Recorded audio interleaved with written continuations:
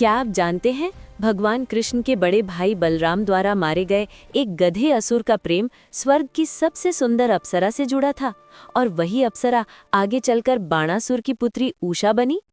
पौराणिक कथाओं में हम असुरों को केवल राक्षस समझते हैं, लेकिन क्या आप जानते हैं कि एक असुर राजकुमार का प्रेम स्वर्ग की अप्सरा से इतना गहरा था कि वो ऋषि दुर्वासा के श्राप, कृष्ण अवतार और महाभारत काल तक जुड़ गया।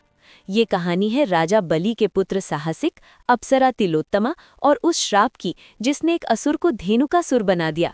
ये कथा ब्रह्मवैवर्त पुराण से ली गई है, जो शायद आपने पहले कभी नहीं सुनी होगी। अगर आपको पौराणिक कथाओं के ऐसे अनसुने रहस्य पसंद है तो अभी वीडियो को लाइक कर दीजिए, चैनल को सब्सक्राइब करें और बेल आइकन जरूर दबाएं। ब्रह्मवैवर्त पुराण और अन्य वैष्णव ग्रंथों के अनुसार साहसिक असुर राज महाबली यानी राजा बलि का पुत्र था।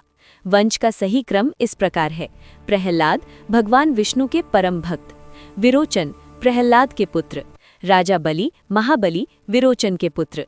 साहसिक और बाणासुर ये राजा बलि के 100 पुत्रों में से थे। अतः साहसिक प्रहलाद का प्रपौत्र या ग्रेट ग्रैंडसन था और राजा बलि का पुत्र था।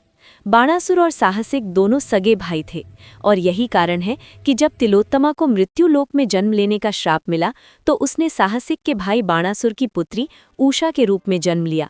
साहसिक और तिलोत्तमा की प्रेम कथा का वर्णन ब्रह्मवैवर्त पुराण में मिलता है। राजा बलि का पुत्र साहसिक एक बार देवताओं को पराजित करने के बाद अपनी विशाल सेना के साथ गंधमादन पर्वत की ओर गया था।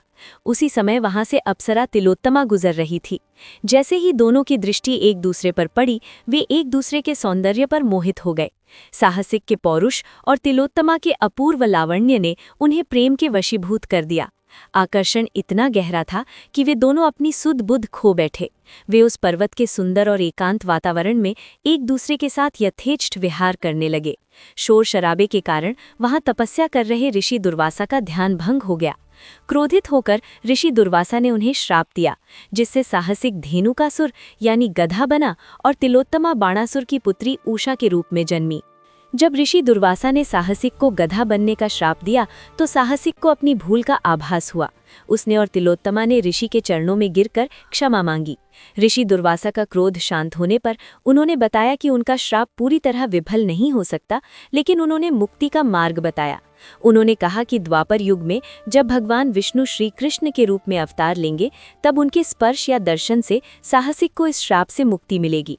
श्राप के प्रभाव से साहसिक पृथ्वी पर धेनुकासुर या कुछ कथाओं में इसे तृणामर्थ से भी जोड़ा जाता है नामक असुर के रूप में जन्मा।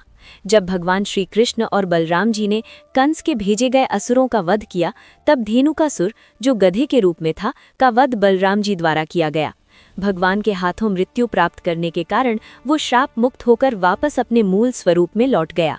तिलोत्तमा ने भी बाणासुर की पुत्री उषा के रूप में जन्म लिया और अंततः अनिरुद्ध से विवाह के पश्चात वो भी स्वर्गलोक वापस लौट गई। अगले वीडियो में जानेंगे कि अनिरुद्ध का विवाह बाणासुर की पुत्री उषा से हुआ था, जिसके लिए भगवान श्री कृष्ण और भगवान शिव के बीच प्रसिद्ध युद्ध हुआ था। उस वीडियो को मिस न करें, चैनल को सब्सक्राइब करें और बेल आइकन जरूर दबाएं।